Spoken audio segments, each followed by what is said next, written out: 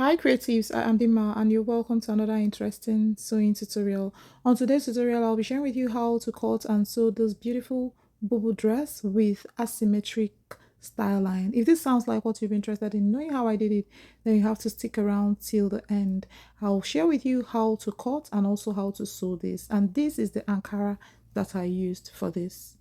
So to do this, I started by making a basic pattern. Okay, so what I have here is my pattern paper and I just had to fold it into two because what I have is a symmetric pattern and I will need this to be unfold. Yes, so what I did was just to measure the length of the paper to be sure that it's long enough for what I want, though it's not up to the length, but I will make up the length while cutting on fabric, and you are going to see all of that in this tutorial. Now what I'm doing now is just to measure and note the length of this paper, and of course just write the remaining length so that I'll know what I'll be adding while cutting on fabric. I hope this makes sense. So now the next is to mark my shoulder measurement divided by 2, and I had to go ahead and draw my vertical line just as you can see.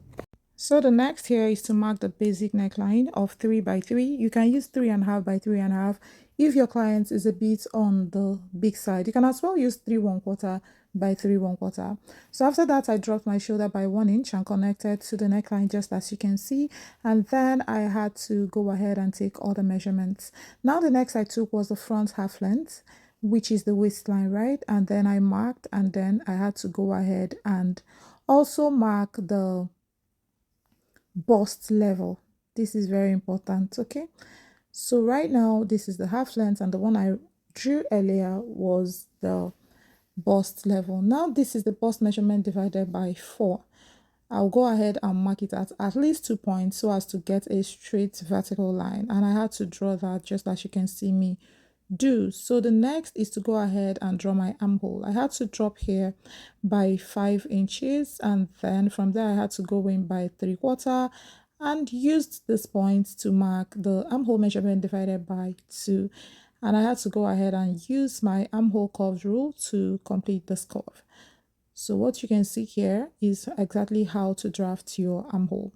After this, the next is to go ahead and mark the back half length because that is what I want to use as a guideline for the pockets and the rest of it. So I had to go up here by 1.5 inches because that is what will give me the level of the back half length, and that is what I'm using as my waistline for this Bubu dress. I hope this makes sense. Okay, now the next is to mark the waist measurement divided by 4 plus 1 inch dart intake.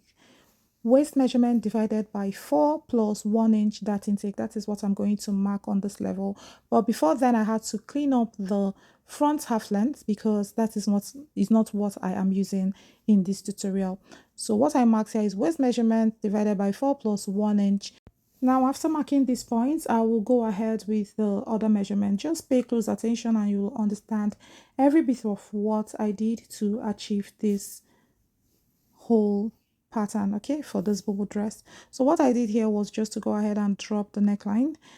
Just go as deep as you want, but what I marked here is about 5 inches. So watch closely how I'm connecting it to the neckline. I did not connect it to the shoulder and neck. No, I ended it at some point round the neckline. I hope this makes sense. Okay, so after marking that, I will also go ahead with extending the shoulder.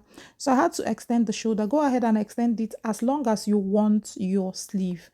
So after marking this, you go up on the shoulder by 1/2 inch, just as you can see, and then this will be a guide to connect to the extension of the sleeve that we just did. So go ahead and mark a vertical line here, just as you can see, and then this is what we have so far. So at this point, I thought of extending it further just to make it longer, okay, to take care of all of the turn up and all that will be on the sleeve. So now you have to come down by about 9.5 to 10 inches. And from there, I had to come in up to about 3 inches. And from there, I connected to the waistline and down to the end of the paper. Of course, the end of this paper is not up to the length. Okay, so I came in there by 3 3/4, not 3 inches, 3 3/4 inches. So I'll be making up the length when I cut on fabric. Watch closely and you understand everything I did to achieve this. So here I am just cleaning up the first line that I drew, which I decided not to use. I decided to make the sleeve longer, which gave about 11 inches. So now the next is to go ahead and cut out.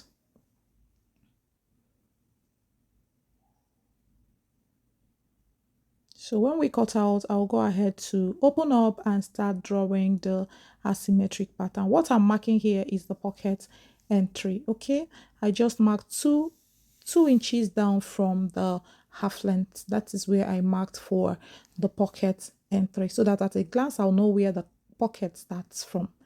So now I had to just mark the bust to bust, because this will be important for the asymmetric pattern. Like, it's not like it is part of the pattern, but I'm using it as a guide for where the asymmetric style line will start or will end. I'm using it as a guide.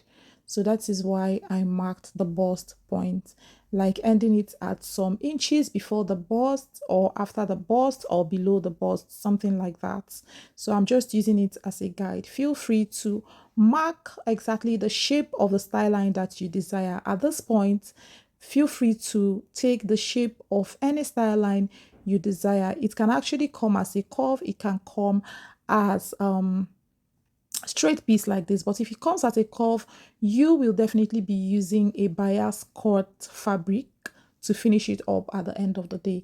The velvet bias I used may not give you what you want. Yes, because it will not work on a curve, though it's called velvet bias, but it's definitely not a bias green, because when you stretch it, you notice that it doesn't stretch. So that is just the name it is given, like if you want to buy it from the market. So now this is what I have after cutting up the style line. As you can see, I decided to cut the back first. Yes, I had to cut the back first before cutting the front. So what I have here is the part that I used for the upper part of this design, and I folded it just as you can see, and yeah, I had to place my pattern just as you can see.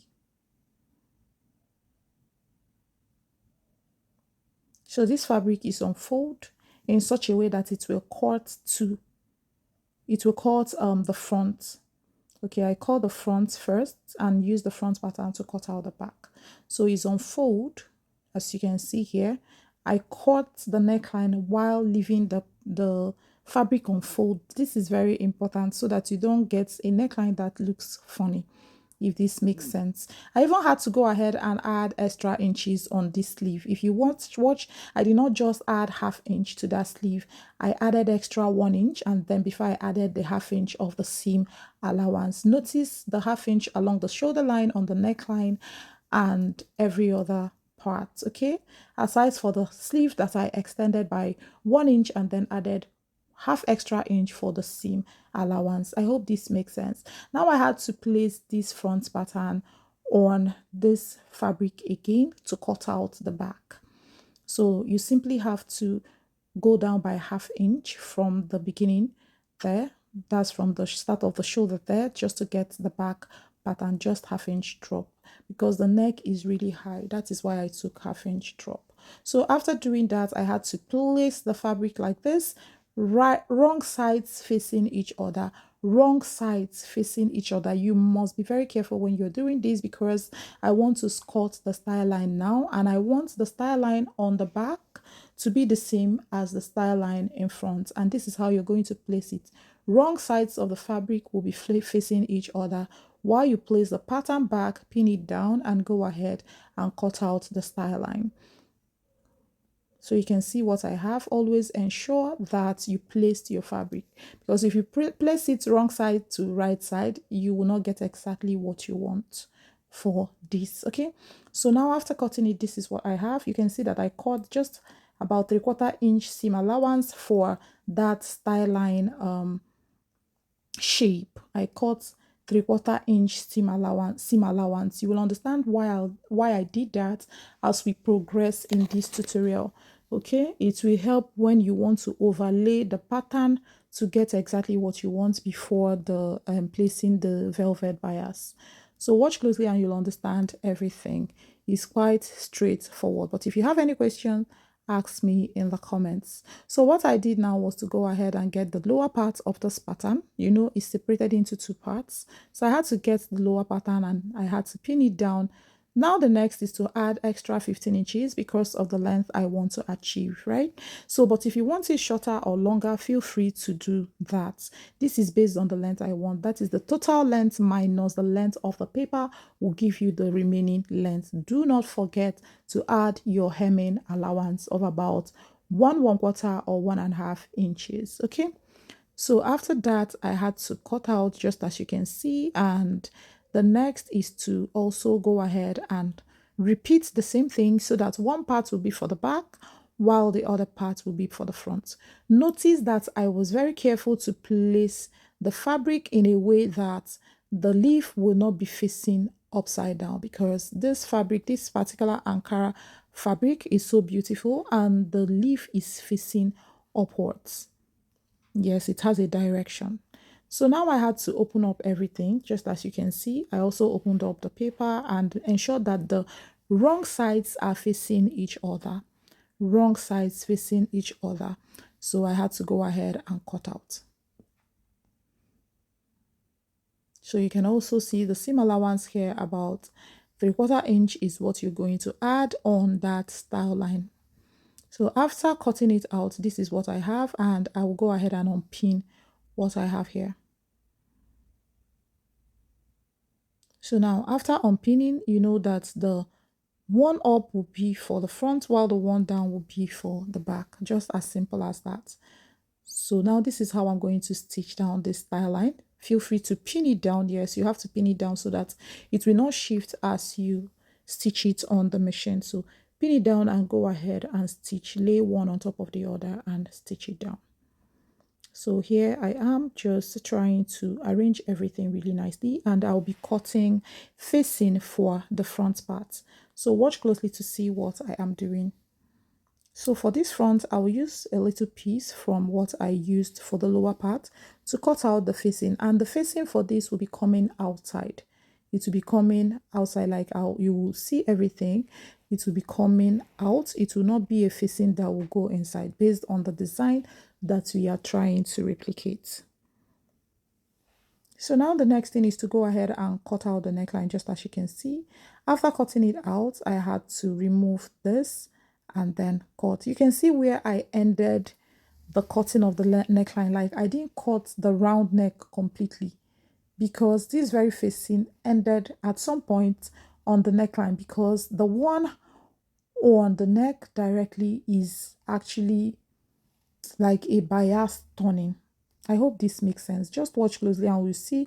By the time I start putting everything together, you will understand what I mean. So now this is the facing that I cut out for this. I'll go ahead and mark the wrong side so that I don't mix it up. Then I'll be applying my interfacing on it. Good. So now that I placed it, you can see what I mean.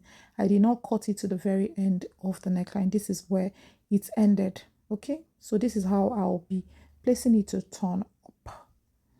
So now you can see how I place this. I've applied the interfacing. I used light cloth comb as the interfacing. So I'll stitch it like this: right side to wrong side, right side to wrong side, right side of the facing to the wrong side of the main dress. And then after stitching, I had to notch, just as you can see, and then I will top stitch. So this is how I'm going to push it in, and I will top stitch. Yeah, I will top stitch like this. So after top stitching, this is what I have. I had to flip over, okay, turn it to the front side, I mean the facing, and ironed it down. Here that I'm touching will be holding that is where I will be inserting the tassel that I'll be using for this cloth. I'll do that later, because at this point I didn't have my tassel handy. So, but I left a hole there so that I can easily insert the tassel even if I'm done with the cloth, and go ahead and stitch it down. So after stitching this neckline, the next is to go ahead and place this. You can see how I am placing this style line. Ensure that you place yours like this. So this is more like I am pinning it down. Make sure that you overlay. If you use 1/2 inch, fine, but 3/4 is the best as the seam allowance for this style line area. Okay, 3/4 will give you the opportunity to weave where you need to weave. You will understand this as we progress in this pattern, in this dressmaking. So after this, I have stitched it down and I had to remove my pins. I have stitched it down. I stitched it like this, and where I'm touching now, I'll be serging. I will weave it. Okay, I'll use my serger to weave that part. So now the next thing is to go ahead and place this bias, velvet bias. Okay, you can see how I am doing it. You flip it like this, and that is how you'll be doing it as you stitch it down. Do well to weave the underside before you place your velvet bias. Please weave it so that it will be very easy, because this velvet bias is also going to stitch on it and it will be leaving a tiny space. So it's better to weave the under part before you use the velvet bias to cover the roughness of the front part. I hope this makes sense. So by the time I finished stitching the velvet bias, this is what it looks like. And this is the back part. You can agree with me that this is very, very beautiful. So what I did now was to go ahead and place this as you can see, and then I will stitch it down. Okay, so now I have stitched the shoulder and I've also serged it. Now the next is to go ahead and turn up the sleeve. So to work on the sleeve, I had to fold this just as you can see, and I placed the sleeve like this, and then I had to go ahead and cut it out. Now this is how bold I want the turn up to be. But if you want your turn up to just be faint or like slim, you can do what you really prefer. But this is how bold I want the turn up, just like the cloth that I am trying to replicate. So now after cutting, this is what I have, and you can apply your interfacing to this turn up for the sleeve here. So you can apply interfacing. You can simply use a hairstay or a cloth gum, light cloth gum. So after that, the next is to go ahead and turn this up. So watch closely to see how I'm going to stitch this down. You can see that I've marked the wrong side. For fabrics like this, that is pure cotton Ankara, you have to mark it so that you don't get confused. So this is how I'm going to stitch it down and then stitch again. Okay. So now this is what I have, and I have gone ahead to stitch it down. You can see that I have applied my interfacing on that turn up. Yes, I applied interfacing, the same I used for the neckline. Now I'll be covering it with the bias. So you can see what I have. I've used the bias, velvet bias, to cover up the rough side of that turn up. Okay, so after that I will go ahead and turn it inside out like this, and then finish up the side. Now to finish up the side, you know that I have a notch where the pocket will start. So I will stitch and stop at the notch, and then I will give about 8 to 8.5 inches space and close up from there to the hem of the dress, while leaving the opening for the pockets. So now I have stitched that, and I've also even hemmed the end of the dress, like the length, the hem of the dress, I have turned it up. So here I am checking the final length of the dress, and it gave me about 39 inches, 39 plus inches. Okay, and I was okay with it. So here I am cutting out the pocket. Sorry I did not really show you all of the measurements because I was doing this in a hurry. I was to travel, so I had to also finish this cloth before I travel. Yes, so that was why at this point I didn't like show up everything. But I know in most of my tutorials that requires pockets, I always, show every process of measurement and everything. So this is the pocket, and I had to go ahead and stitch it round and serged. Is the depth of this pocket should be at least the length of your hand plus about 1 inch. Okay, the depth of the pocket. I hope this makes sense, just to give you a tip on what the measurement is. And of course, this opening of the pocket should be at least 1 inch longer than the opening on this dress. Okay, so at this point I had to place this pocket like this, just as I showed in this video, and stitch it down. So after stitching it down, this was what I got, and it was so gorgeous. You can see what it looks like. I had to trim off any serge thread or any thread anywhere. Of course, it's good to be, cutting thread as you sew. Now, this is the final result, and it came out so nice. I was happy with the final result. The next is just to go ahead and iron it and of course finish up the neck. Please, if you want to finish this neckline, I will advise you to cut a sort of facing for this part of the neck that we need to fix. Except you can manage this bias that I'm about to use right now, except you can manage it well, but it was really tasking to use this bias to turn it. Or better still, you cut it like it is like a turtleneck. I have turtleneck tutorials on the channel, but if you've not seen any of them, I will put the link in the description. You can fix yours as a turtleneck because fixing these as a bias grain is a bit tasking.